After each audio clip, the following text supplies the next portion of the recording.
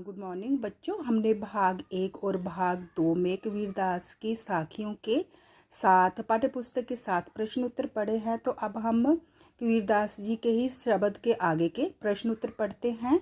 तो मनुष्य ईश्वर को कहाँ कहाँ ढूंढता फिरता है? मनुष्य ईश्वर को मंदिर, मस्जिद, काबा, कैलाश आदि तीर्थों में और योग तथा वैराग्य में ढूंढता फिरता है। कबीर ने ईश्वर की प्राप्ति के लिए किन प्रचलित विश्वासों का खंडन किया है? कबीर जी ने धर्म के नाम पर किए जाने वाले आडंबरों का खंडन किया है। कबीर ने ईश्वर प्राप्ति के लिए मंदिरों में जाने, मस्जिदों में जाने, काबा और काशी की यात्रा करके विभिन्न कर्मकांड करने अर्थात तरह तरह की पूजा उपासना की पद्धतियों का अर्थ साधनों को अपनाने और योग वैराग्य की साधना करने के विश्वास का खंडन किया है। कबीर जी मंदिर, मस्जिद, तीर्थ, व्रत, माला फेरने आदि को ढोंग बताते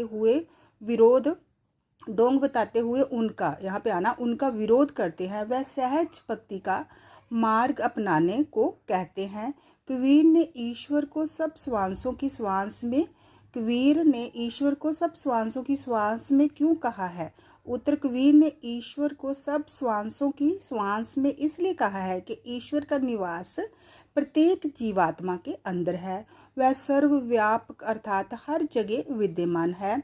परमात्मा को सच्चे मन और भक्ति के द्वारा अपने हृदय का अर्थ दिल के भीतर ही पाया जा सकता है। ईश्वर सभी व्यक्तियों की सांस में मौजूद है। उसे कहीं बाहर खोजने की आवश्यकता नहीं है।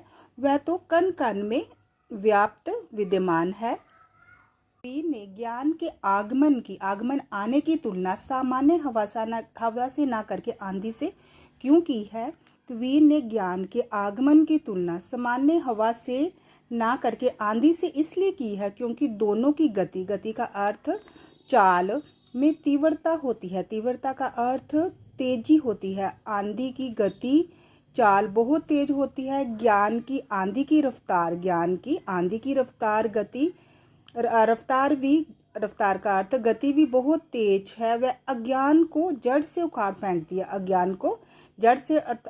है। अर्थात ज्ञान के आते ही अज्ञान मिट जाता है। जब व्यक्ति को ज्ञान हो जाता है तो उसकी ज्ञानता खत्म हो जाती है। अज्ञान की जड़ें बहुत गहरी होती है। उसे उखाड़ने के लिए ज्ञान की आंधी की ही आवश्यकता होती है। इस पद में कबीर ने बताया है कि ज्ञान का आवरण पर्दा हटने पर ही ज्ञान का प्रकाश होता है। तो बच्चों, अगर आपको मेरी वीडियो अच्छी लगी हो तो इसे लाइक, शेयर और सब्सक्राइब अवश्य कीजिए। आगे के प्रश्न हम नेक्स्ट वीडियो में पढ़ेंगे। धन्यवाद।